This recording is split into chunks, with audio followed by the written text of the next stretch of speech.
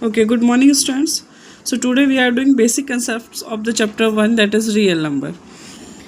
देखो, fundamental theorem of arithmetic ये आपको 2 नंबर के लिए आती है। इसका आपको ये स्टेटमेंट याद करना है। स्टेटमेंट क्या है? फंडामेंटल थ्योरम जो अर्थमेटिक की है वो ये बोलती है कि हर कंपोजिट नंबर जो है वो प्राइम फैक्टर्स का फैक्टराइजेशन है, प्राइम प्रोडक्ट है, प्राइम नंबर्स का प्रोडक्ट है। ठीक है, तो आपको कुछ नहीं करना है, कंपोजिट नंबर को लेके चलना है कि every composite number can be expressed as a product of primes and this factorization is unique apart from the order in which the prime factors occur.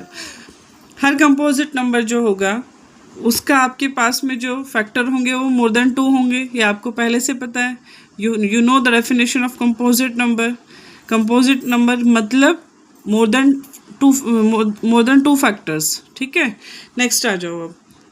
If x is a positive prime then root x is an irrational number. Example के लिए समझो, अगर मैं आपको बोल रही हूँ कि √5 आपको बताना है रैशनल है या इरेशनल है, आप बोलेंगे ma'am 5 is a prime number, तो 5 का जब आप √ निकालेंगे वो क्या होगा? इरेशनल। √7 कैसा नंबर है? Irrational. Why? Because 7 is a prime number. √11 कैसा नंबर है? Irrational. Why? Because 11 is a prime number. तो वही ये बोल रहा है, अगर x आपका प्राइम है तो रूट x आपका इरेशनल होगा। आप कोई भी एग्जांपल लो, 2 आपका एक प्राइम नंबर है तो √2 आपका कैसा रहेगा? इरेशनल। बताओ मुझे 2 प्राइम है? क्योंकि 2 के 2 फैक्टर है, 1 और 2, तो ये आपका कैसा नंबर है? Prime number. प्राइम नंबर के लिए 2 फैक्टर होना ज़रूरी है। अगर कहें 1 प्राइम है, नहीं, क्योंकि 1 के पास तो एक ही फैक्टर है जो 1 है। तो पहला प्राइम नंबर 2 है, तो √2, √3, √5 ये सारे नंबर प्राइम्स है और इनका √ इरेशनल होगा। √7, √11, √13, ठीक है, ये सब कैसे नंबर रहेंगे? इरेशनल। वही इसने बताया है कि if x is a prime number then √x would be irrational.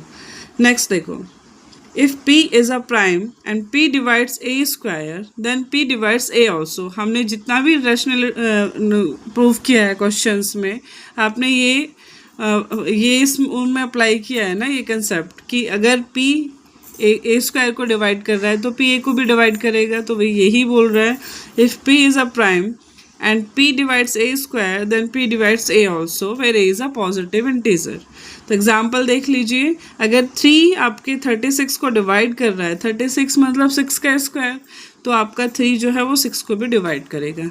Next point क्या है?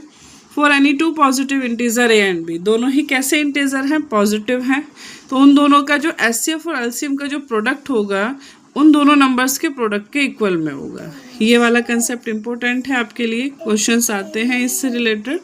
ठीक है, 1 नंबर के लिए आता है और MCQ में भी आता है। एग्जाम्पल देख लीजिए, अगर आपका एक नंबर 6 है, एक 4 है, तो 6 और 4 का आप LCM निकालेंगे जो 12 आएगा, HCF निकालेंगे जो 2 आएगा, तो 6 4 जा 24 और 12 2 जा 24 आ गया ना, दोनों हो गया ना वेरीफाई। ठीक है, नेक्स्ट पॉइंट क्या है?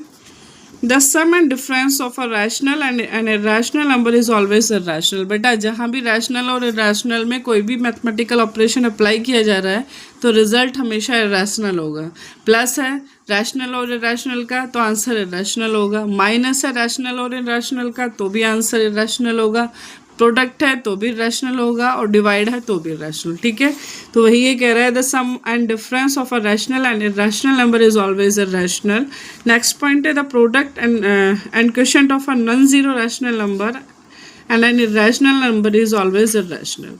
तो ये कुछ बेसिक कंसेप्ट थे चैप्टर 1 के, आप सभी को ये करने हैं, इंपॉर्टेंट है, इनसे रिलेटेड फिर क्वेश्चन है। ठीक है, थैंक यू।